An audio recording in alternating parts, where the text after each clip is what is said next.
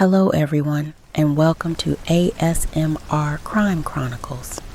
My name is Lydia, and tonight we'll be taking a calm, thoughtful look at another fascinating true crime story. Before we begin, I'd like to remind everyone that the cases discussed on this channel involve real people and real families. The purpose of these videos is not to sensationalize tragedy, but to explore the facts, the investigations, and the unanswered questions that continue to surround these stories. So, get comfortable, settle in, and let's begin. History remembers her by a single name, Ma Barker. To some, she was the ruthless leader of one of America's most notorious criminal families, a woman who allegedly planned kidnappings, robberies, and murders, while her sons carried out the violence. To others, she was something entirely different, an aging mother who found herself surrounded by dangerous men, a woman whose reputation grew larger after her death than it had ever been during her life.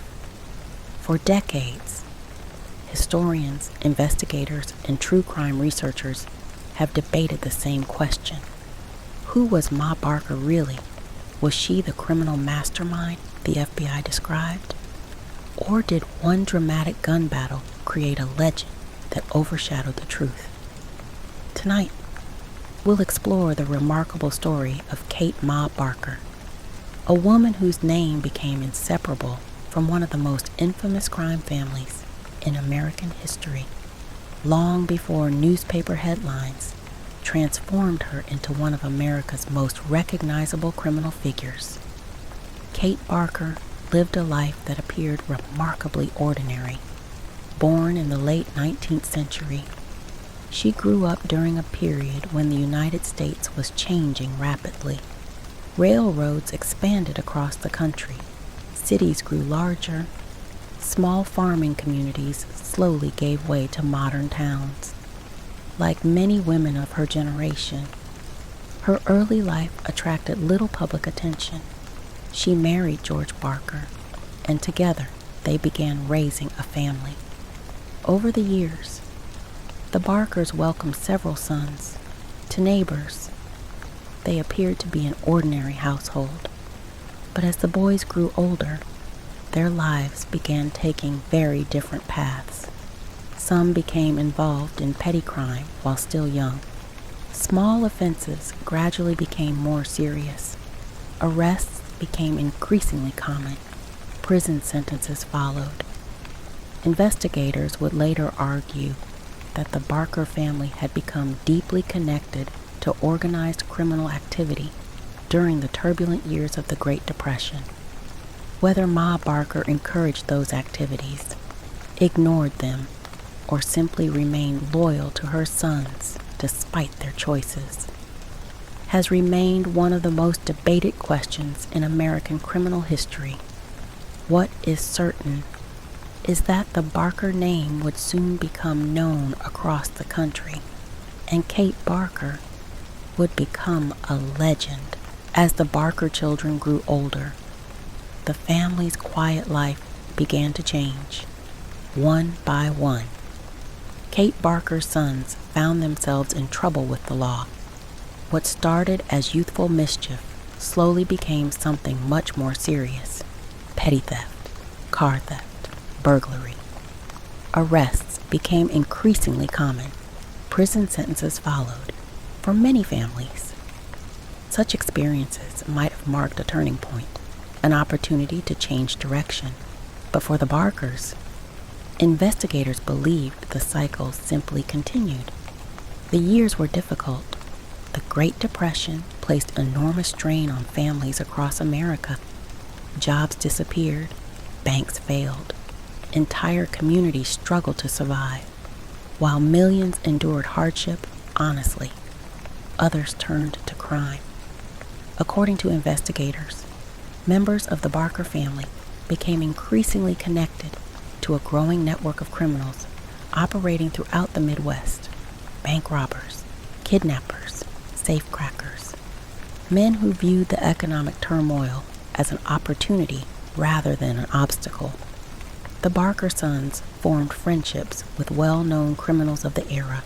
These associations brought greater opportunities, but also greater danger, as law enforcement agencies began documenting these connections. One question surfaced repeatedly: where was Ma Barker in all of this? Neighbors described her as a devoted mother. Some acquaintances insisted she remained fiercely loyal to her sons, regardless of their actions. Others believed she quietly accepted the criminal lifestyle that surrounded her. Still others argued there was little evidence that she planned crimes at all. Even today, historians remain divided. Some believe she played an active role in supporting the gang. Others argue she became a convenient symbol after the fact, a woman whose reputation eventually overshadowed the available evidence, whatever the truth may be. One thing was becoming increasingly clear: the Barker name was no longer associated with an ordinary family. It had become linked to some of the most notorious criminals in America, and the attention of law enforcement was growing stronger with every passing year. As the 1930s unfolded, the Barker family's association with crime became increasingly difficult to ignore. Kate Barker's sons were no longer committing isolated offenses. They had become connected to seasoned criminals whose ambitions extended far beyond local robberies. Among the most significant of these associates was Barker-Karpis, intelligent, methodical, and widely regarded by investigators as one of the gang's principal strategists. Together, the group that newspapers would eventually call the Barker-Karpis Gang became linked to a series of robberies, kidnappings, and violent confrontations with law enforcement. Unlike many criminals of the era, their operations were often carefully planned. Safe houses were selected in advance. Escape routes were mapped. Stolen automobiles were exchanged frequently. False identities became an important part of daily life. Each successful crime strengthened the gang's confidence, but also intensified the determination of investigators pursuing them. Kidnapping, in particular, had become one of the most profitable crimes during the Great Depression. Families with financial means found themselves living in fear. Authorities believed the Barker-Karpis Gang participated in several high-profile kidnappings that attracted nationwide attention and dramatically increased pressure on law enforcement. As newspaper headlines spread across the country, the public became increasingly familiar with one name: Ma Barker. To many readers, she was portrayed as the commanding force behind the organization, a criminal matriarch directing operations from the shadows. Yet historians continue to question that portrayal.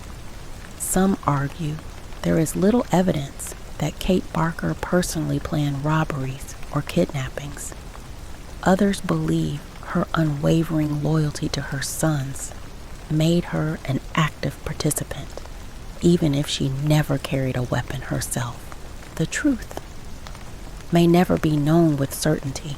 What is beyond dispute is that the Barker-Karpis Gang had become one of the FBI's highest priorities. Agents across multiple states shared intelligence. Safe houses were watched. Informants were interviewed. Telephone calls were traced, slowly. The investigation that would eventually define Ma Barker's legacy was beginning to take shape. By 1934, the Barker-Karpis Gang had become one of the FBI's highest priorities. Robberies, kidnappings, escapes. Years of investigation had produced a growing collection of evidence, witness statements, and intelligence reports. Agents believed they were finally beginning to close in, each arrest narrowed the circle.